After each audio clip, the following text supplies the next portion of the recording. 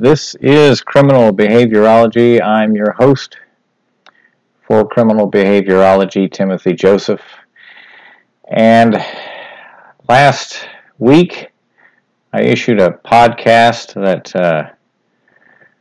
the recording of which was not stellar. And so I apologize for that. I had put in the microphone, but not far enough in, and it did not connect, and the recording was not so great. You could hear the hard drive of my computer make a sputtering noise and the fan going, and made it difficult to hear. So hopefully I'm going to do a better job this time. I went ahead and uploaded it, and I thought it sounded fine, but once I heard the actual podcast in full, I realized, well, that's not too pleasant to listen to. But I thought it was an interesting topic last week. It was about false allegations of rape and sexual assault, and I try to have criminal behaviorology, which is the combination of the study of criminology and behavior analysis. Getting that behavior analysis side into it can be a struggle sometimes. And it's not that there isn't some research out there. I've had a poster covering the Journal of Applied Behavior Analysis and all the articles since about the early 1990s, where it covered many different topics related to criminology and forensic psychology. I'm part of a special interest group regarding forensic cases and crime and behavior analysis. So I'm glad when last week we covered part of the work of FBI crime scene analyst, otherwise known as profilers, Roy Hazelwood, because I find it kind of interesting. There's no direct connection between the crime scene analysts and behavior analysis, but it is kind of interesting, the focus on behaviors, to identify things by behavior. And the idea of criminal profiling, as it is popularly known, is almost looking for a behavioral fingerprint, if it were, among perpetrators. And I'm looking at the screen right now, and it looks like my recording is coming in really strong. I must have the microphone in this time, instead of relying on the microphone that's built into the laptop. But we'll see. I'm going to carefully listen to this podcast before I broadcast it this time. But okay, this is I'm going to cover more of what Roy Hazelwood had to say about pseudo-victims and some of the behavioral signs, indicators to look for. Because this could be the beginning step for behavior analysts to come in, those that practice applied behavior analysis, and come in to see what could be done to help these situations. He talked about false allegations of rape in a paper with Ann Burgess that I talked just briefly about last time in our last podcast. He goes into more detail about it in a book that was published in 1998.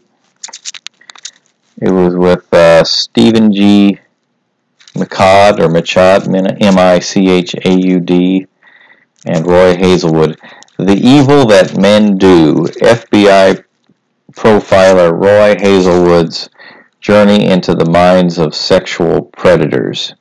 The Evil That Men Do is the name of the book, and I remember reading this some years ago, and it's really, I think it's one of the more interesting of those kinds of books. I met him a couple times. He passed away in 2016, but I remember those two seminars that I saw of his. He was always very energetic and very interested in this field, and really a friendly guy, really open person. The Evil That Men Do in Chapter 19 on page 198. Pseudo-victims is the title of it. So I'm going to cover a little bit about his, that has to do with false allegations of rape, as you can probably tell. And then I'm going to cover another portion of the book that covers over the typology of rapists and those that commit sexual assault. Also very grounded in a behavioral point of view. But I'm going to start off with this, and it's the case of Tawana Brawley. It was a vulgar spectacle played out among the tired old river towns of the lower Hudson Valley. A notorious, cynical, race-baiting hoax sparked by a troubled teen's false and confused accusations of kidnap and rape. Under a pale autumn sun early on November 24, 1987, the Tuesday before Thanksgiving, 15-year-old Tawana Brawley of Wappinger Falls, New York, left her home, ostensibly headed for school. Instead, Brawley took a bus 30 miles west across the Hudson to see a former boyfriend, Todd Buxton, then resident in the Orange County Jail in the city of Goshen, New York. After visiting the young man, she boarded an eastbound bus in the company of Buxton's mother, Geneva, and rode 20 miles to Newburgh, where Geneva Buxton lived. The next bus back across the Hudson from Newburgh to Wappinger Falls departed at 6, but Tawana Brawley was reluctant to board it. She told Mrs. Buxton she was having trouble at home with Ralph King, her mother's companion. He'd recently grounded her, she said, for staying out until 5 in the morning. King kept going, quote, on and on, unquote, about it, and wouldn't let go of the matter, Brawley complained. This was not an isolated incident in the King-Brawley household. Glenda Brawley, 31, had on numerous occasions disciplined her daughter for running away or spending the night with boys. Quote, and there were numerous reports of fights specifically between Mr. King and Miss Brawley, unquote. The New York Times later reported, quote, when Tawana was arrested on shoplifting charges the previous May, the police had to intervene to prevent Mr. King from beating her at the police station, unquote. Ralph King's personal history of violence predated his acquaintance with Glenda Brawley. In 1969, King was accused of stabbing his then-wife multiple times while waiting trial for the assault. While waiting trial for the assault, King shot her to death. He spent 7 years in prison for the crimes. The grand jury impaneled to take testimony in the Brawley case would hear abundant testimony of what Times called, quote, strains, unquote, between Tawana and King. Quote, one witness said King would, quote, watch her exercise, unquote, and talked about the girl, quote, in a real sexual way, unquote, sometimes describing her as a fine fox, the paper reported. Another witness said Miss Brawley referred to Mr. King as, quote, a filthy pervert, unquote. At about 8 p.m. on the 24th, Tawana Brawley finally did board a bus in Newburgh. She asked the driver with whom she was acquainted to drop her off in Wappinger Falls.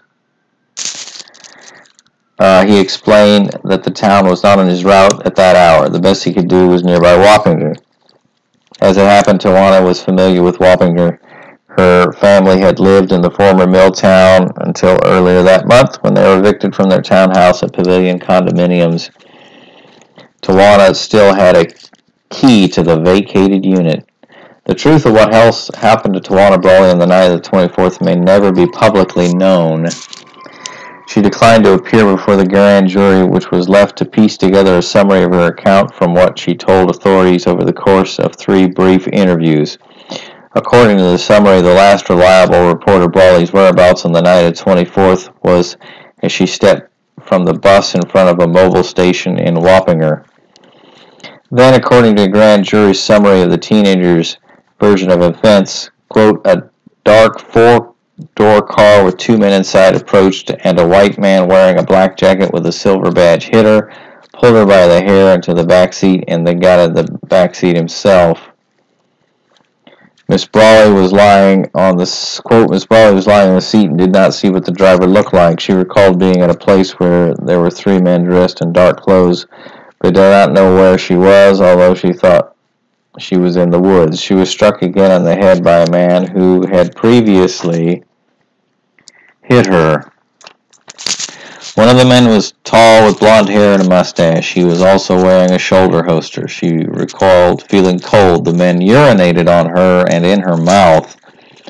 Miss Brawley had no recollection of what happened after that, nor what happened to her on Wednesday, Thursday, Friday, or Saturday. Now the book goes on to say some of inconsistencies in Tawanna's subsequent statements and reports of her actually being in the apartment complex. And that her family was searching for her. At about that time, Glenda Brawley was reporting her missing. Tawana Brawley was being taken by ambulance to a local hospital. The emergency room personnel found racial epitaphs and other vile language written on her chest and torso with a black substance resembling charcoal. Traces of it were detected under Brawley's fingernails. Her hair was matted and jagged as if someone had randomly sheared off clumps of it. The only evidence of physical injury that physicians discovered, however, was an old quarter-sized bruise behind the teen's left ear, plus some swelling in Brawley's left arm, where an IV had been inserted by ambulance paramedics on her way to the hospital. No sticks or leaves or dirt or other materials consistent with Tawana Brawley having spent considerable time being sexually assaulted in the woods were discovered about her, in her, or on her clothing either. A rape kit examination disclosed no evidence of sexual assault or sexual intercourse. Brawley was discharged from the hospital about 10 p.m. that Saturday night. So the allegation being made was that she had been abducted by these men, she'd been attacked, and she'd been sexually assaulted in different ways. And if you remember, we talked about false accusations that in some cases this writing on the body or other things inconsistent with the story were things to look for, and that's what Roy Hazelwood is talking about in this case. He goes on, false accusers are a small fraction of the hundreds of thousands of women who report stranger rapes each year, somewhere between 4 and 7% of the total. This book was around 1988, according to Hazelwood, who has studied the behaviors of hundreds of what he calls pseudo-victims. Roy frequently consults in rape and assault cases where a false accusation is suspected, so it was no surprise that immediately after the Brawley case broke, Hazelwood received a call from J.J. Thompson, a Dutchess County investigator. Thompson wanted Roy's opinion of the Tawana Brawley's truthfulness. Hazelwood, in turn, routinely asked for FBI clearance to offer his help. But the Bureau, concerned about the incendiary nature of the case, told Hazelwood not to have any official involvement in the investigation. So, Roy assisted unofficially. He reviewed the case for Thompson and then served as an informal consultant to the ensuing official investigation. Although the evidence would show there was no substantive reason to believe Brawley's allegations, which under normal circumstances should have quickly faded away, the reasonableness soon was the scarcest commodity in Dutchess County where the investigation took place. 2 lawyers, Alton H. Maddox Jr. and C. Vernon Mason, together with the Reverend Al Sharpton, an activist preacher from Brooklyn, appeared together on the scene as Brawley's, quote, advisors, unquote. This, quote, trickster trio, unquote, as reporter Steve Dunleavy described them in the New York Post, proceeded to promote an epic hoax based on a single bogus allegation of conspiracy. A short while after Brawley reported her story, a part-time local white police officer named Harry Chris Jr. committed suicide, apparently as a consequence of career and personal problems. Because of Brawley's accusations, Chris' movements at the time of her alleged abduction were understandable interest to investigators. However, Stephen A. Pagonis, the Dutchess County Assistant District Attorney, came forth to say that he and Chris were friends, and they had been together with a third white male, a state trooper named Scott Patterson, at the time of the alleged assault on Tawana Brawley. Although no evidence connecting Chris Pagonis or Patterson's with Brawley ever surfaced, her three black advisors seized on Pagonis's information as evidence of a cover-up. Quote, Mr. Pagonis and his organized crime cronies are suspects, unquote, Sharpton said on Geraldo Rivera's television program. Good place to say that. Sharpton repeated the accusation in several other venues. Quote, he was one of the attackers, yes, unquote, Alton Max Jr. said in a televised press conference, adding, quote, if I didn't have direct evidence, I wouldn't be sitting here saying that, unquote. One theory that Brawley's three advisors floated had Pagonis and Patterson actually killing Chris, staging the crime as a suicide. Pagonis filed a $395 million defamation suit against the three advisors and Tawana Brawley in 1988. As the contrived controversy gained momentum, the national attention, New York Governor Mario Cuomo named Bob Abrams, the state attorney general, as a special prosecutor. Sharpton responded by comparing Cuomo and Abrams to Klan members. At one point, Maddox swore indignantly, Robert Abrams, you are no longer going to masturbate looking at Tawana Brawley's picture, unquote. Public opinion polls indicated that most New Yorkers, white and black, disbelieved Brawley's account. Nevertheless, the comedian Bill Cosby put up a $25,000 reward for information. Boxer Mike Tyson gave Brawley his Rolex, and talk show host Phil Donahue took his show to Dutchess County, where he broadcast live from a rally of Brawley supporters. Oh, time has really gone by, and things have developed since the writing of this book, hasn't it? To a degree, Sharpton, Mason, and Maddox succeeded in making the truth of this case irrelevant. They promulgated a, quote, could have been, unquote, theory that a resonance for many blacks distrustful of white authority. Latif Islam, a local activist who marched frequently in support of Brawley, told Washington Post reporter Dale Rusakoff that at the time of the hoax, he refused to dwell on issues of the truth.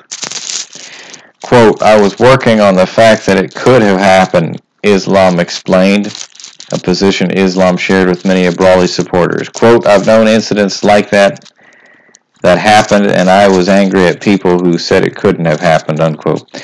Such crimes do occur, writes Hazelwood, but there were two major reasons to conclude that this purported incident could not have happened in the way Tawana Brawley claimed. One, there wasn't a scintilla of corroborative physical evidence when there should have been a great deal of it. To the contrary, the physical evidence all pointed away from Brawley's version of events. Secondly, as Roy would explain in his informal consultations with the task force, it was clear from the behavioral science that Tawana Brawley's allegations were unsupported. There are several routinely observed factors in false allegations of rape, although none should be taken as absolute proof that a self-described victim is lying. Many of these things occur in truthfully reported cases as well. Pseudo-victims, as he's determined, he's called them, Roy Hazelwood has, range in age from young girls to mature men and women and come from all socioeconomic backgrounds. In Roy's experience, the motivation for falsely reporting a stranger rape often is a desperate need for attention. Many pseudo-victims are also highly self-destructive and in the past have tried less dramatic means of gaining attention, most commonly feigning illness. When a police department questions a victim's allegations, as in the Brawley case, Roy advises them to check for recent stresses in his or her life, emotionally upsetting incidents such as Tawana Brawley's clashes with her family. Pseudo-victims sometimes have a history of making similar accusations, and that history may be a long one too. In the most extreme case Roy knows of, a woman who made 2 identical false rape allegations 27 years apart. False allegations of rape may also follow similar incidents of which the pseudo-victim is personally aware, or learns about in media reports, or sees portrayed in movies, on television, or in popular fiction. In one example of this copycatting, a woman walked into a police station to report she'd been stopped on the highway at 1 a.m. by a black police officer who raped her at gunpoint. She described him as 6'2", with a black patch over his left eye. He was missing 3 fingers from his gun hand too, she said. The city police suspected impersonation rape and issued a composite sketch along with a warning to the public. A week later, the woman admitted she'd made up the whole thing. 2 weeks after that, 2 women came forward to say that they too had been driving on the Beltway and been stopped and raped at gunpoint by the same assailant. Informed that the previously publicized allegations were false, the women turned and wordlessly departed the police station.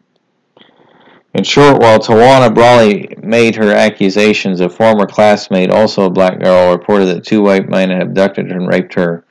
She recanted the story. Later on, Hazelwood writes, typically the pseudo-victim's report will be either extremely vague or lavishly detailed.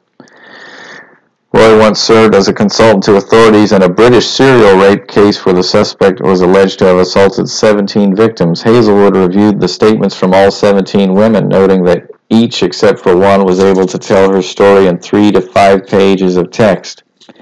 The exceptions account ran to 27 pages. He finally came to the alleged rape itself in the middle of page 26. Hazelwood told prosecutors that he found this victim's story suspicious. The next day, the defendant in the case abruptly confessed to 16 of the rapes, but adamantly insisted he knew nothing of the elaborately narrated story that Roy questioned. A pseudo-victim will stress his or her powerlessness to repulse the attack as a face-saving factor, and the rape will be described as both violent and degrading. As the investigation continues, the pseudo-victim may evince scant interest in actually identifying his or her attacker. Tawana Brawley did not speak to the investigators after November 30th. Pseudo-victims may also exhibit features of borderline personality disorder. The mental warp portrayed with icy brilliance by actress Glenn Close as the depraved Alex Forrest in the movie Fatal Attraction. Like Forrest, they can be impulsive, moody, histrionic, reckless, and highly unstable in their relationships. Their romantic attachments especially can be obsessive, and not uncommon object is the detective assigned to their case. So later on in the book, it wraps up what happened with the Tawana Brawley case. The grand jury concluded in its 170-page report that Tawana Brawley had made up the whole story and dismissed each of her, quote, advisor's allegations. Hazelwood received a letter of commendation from Robert Abrams for his assistance to the investigation. So they'd have a lot of testimony and a lot of reasons that they just found inconsistencies in her story, and they believe that this was really part of an agenda. You might say that the function of this was attention. You might say also there's a possibility of escape from a difficult situation in some cases like this. It could have an escape function. As an informal member of the Brawley Task Force, he was also received a special T-shirt designed and printed as a commemorative souvenir of the experience. The front of the T-shirt features a sketch of the Poughkeepsie Armory where the task force was headquartered, and that was the task force that worked on this case. For those On the other side, the trio that they spoke about earlier, Alton Maddox later was suspended from practicing law for 5 years after refusing to cooperate with the lawyers' disciplinary committee investigating his conduct during the Brawley affair. C. Vernon Mason was disbarred for 7 years by the New York State Supreme Court for price gouging his poorer clients. He entered the New York Theological Seminary as a student. In 1991, the Reverend Al Sharpton was stabbed and superficially injured by a white man during an outdoor rally. He has since entered politics and has run unsuccessfully the U.S. Senate from New York. In 1997, Sharpton placed a close second in the New York City Democratic mayoral primary. Bells and whistles going off again. Sorry about that. Tawana Brawley, who never testified before the grand jury, was never charged in the case and subsequently moved to Virginia with her mother and Ralph King, and later attended Howard University. She left the university in 1992 and became a Muslim. Now Maryam Muhammad, she lives in Temple Hills, Maryland, and reportedly has worked in a Washington area hospital. On July 13, 1998, after 8 months of protracted and acrimonious legal wrangling, a 6-person jury decided that Sharpton, Mason, and Maddox indeed had defamed Pagonis. 16 days later, they assessed Sharpton $65,000 in damages, Maddox $95,000, and Mason $185,000. Although altogether the awards roughly matched the amount of money Stephen Pagonis reportedly spent in waging the legal battle against his accusers. Tawana Brawley did not testify in the trial. In the case of pseudo-victims, we have the beginnings of looking at these behavioral cues, the writing on the body, potentially the inconsistent statements, the evidence of skin under the fingernails that turn out to be the victim's own skin, things like that are indicative that the person making the accusation could be a pseudo-victim. That does not necessarily mean that is the case. It could have happened in a real life. It could be a real sexual assault that has occurred. However, it's something to look for. It's not unlike the fact that you can never determine the function of a behavior just by identifying a certain behavior. Yet you have to determine the contingencies. What is going on? Is it attention? Is the function attention? You could have aggression from someone and the function could be attention. The function could be escape. The function could be some kind of automatic reinforcement. And these are the kinds of issues that I think it's of interest to criminal behaviorology, because we can look at these criminal cases and think, well, what could be the function in something like this? In a pseudo-victim case, is it motivated by attention? In other words, attention has served as a function of the behavior. Is it escape?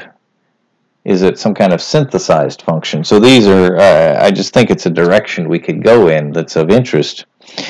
Similar to that, then, in The Evil That Men Do on page 71, he goes on to talk about the typology for rapists. And he talked a little bit about some individuals being organized and some disorganized in their patterns, the organized ones being more sophisticated. So the disorganized, organized, and mixed categories apply across a range of deviant criminality, including rape. However, Hazelwood's second major contribution to the classification of aberrant criminals was to divide rapists themselves into 6 groups.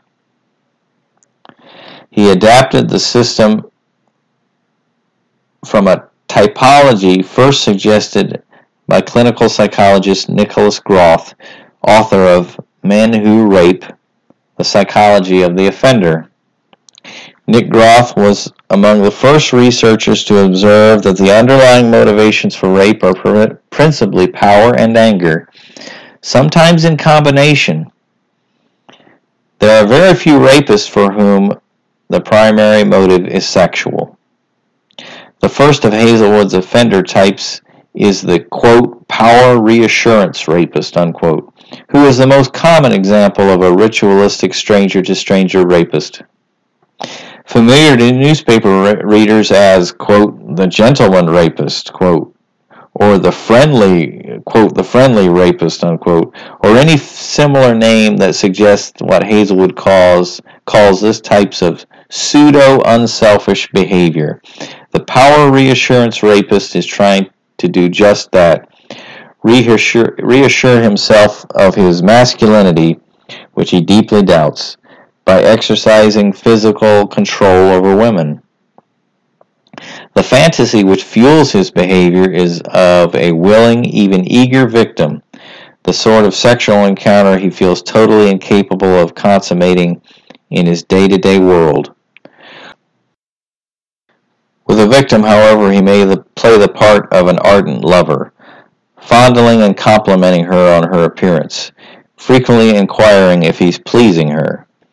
The power reassurance rapist often produces a weapon or claims to be carrying one. However, his fantasy is to express power through sex, not physical injury. He is the rapist least likely to apply more force than absolutely necessary to compel his victim's compliance. His hallmarks are victims selected from within his own age range, whom he forces to remove their own clothing in a way of feeding his fantasy that they are his willing partners. This offender generally spends an extended period of time with the victim, especially if he encounters a particularly passive female upon whom he can act out his sexual fantasies. Afterward, and consistent with pseudo-unselfish behavior, he may apologize and even ask her forgiveness.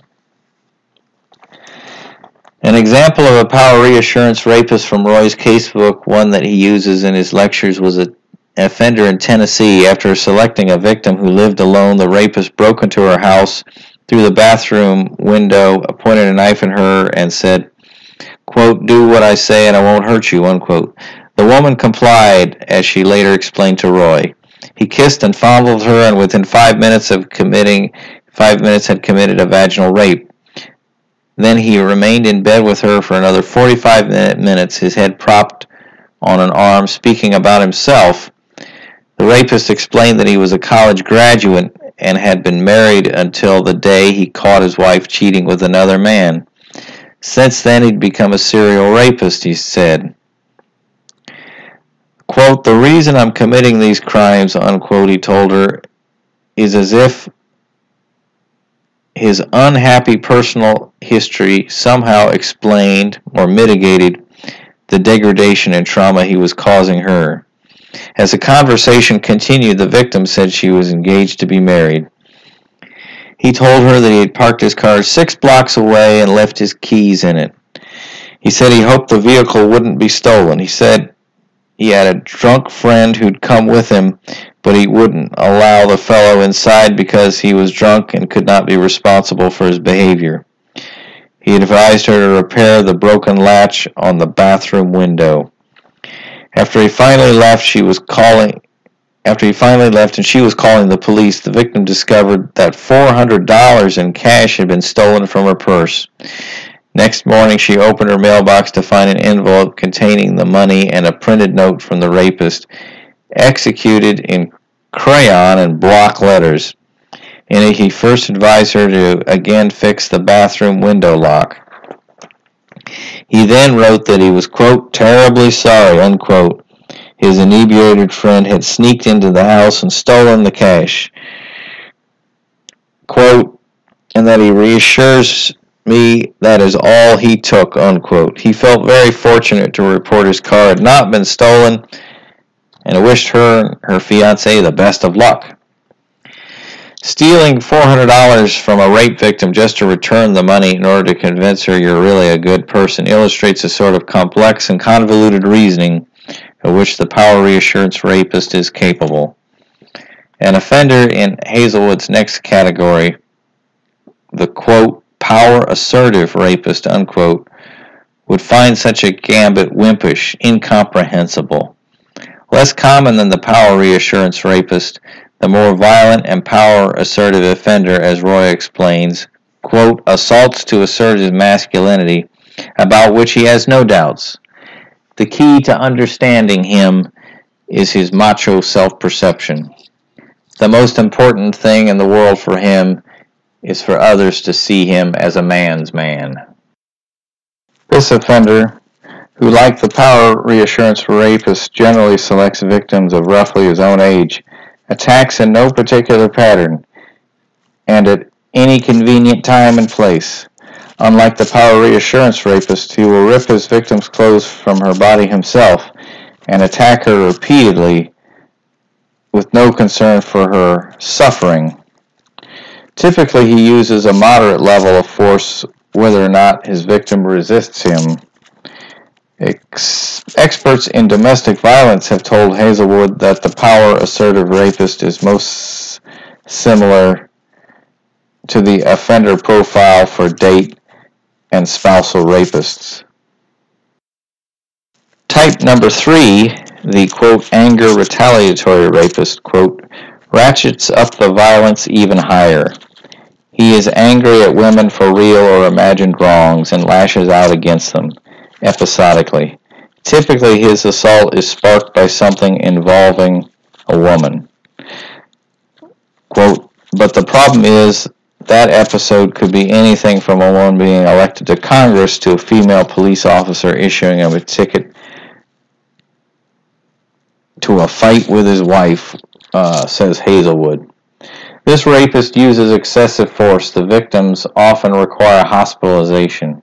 He usually spends a very short time with them, often experiences sexual dysfunction because of his extreme hostility, and is highly impulsive. Dangerous of all to his victims is the, quote, anger excitation rapist, unquote, the sexual sadist who is sexually stimulated by his victim's suffering. None of these rare and enormously destructive offenders has left a fuller record of himself than Mike DeBardleben. That name is spelled D-E-B-A-R-D-L-E-B-E-N. The so-called mail passer, counterfeiter, and subject of my book, Hazelwood's book, Lethal Shadow. The Secret Service brought the case to Roy's attention after DeBardleben was captured in 1983. He left behind sheaves of handwritten notes, underlined pages and text, drawings, and tape recordings in which he created a detailed record of his desires and needs.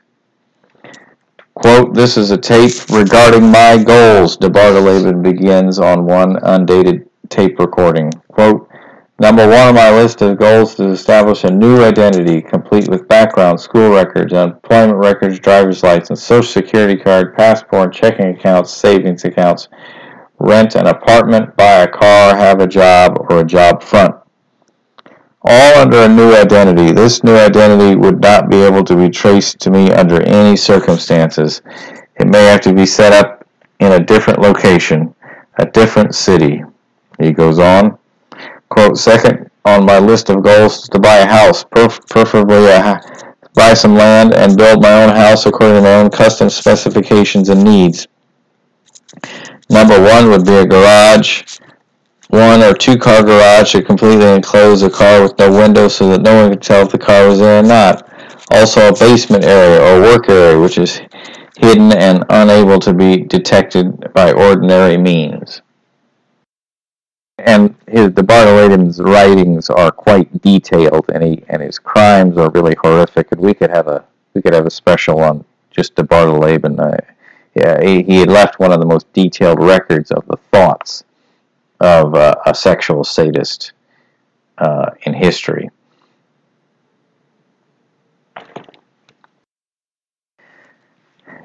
Quote, quote, investigators, unquote, explains Hazelwood, find no other sexual crime as planned and methodically executed as that committed by the anger excitation rapist. Every detail is carefully thought out and rehearsed, either literally or in the offender's fantasy. Weapons and instruments, transportation, travel routes, recording devices, bindings, virtually every phase has been pre-planned with one notable exception. A sexual sadist will practice his brutality on his wife or girlfriend, but most of his victims are strangers. While they meet certain criteria established by the rapist to fulfill his desires and fantasies, they generally will not be associated with him in any way known to others.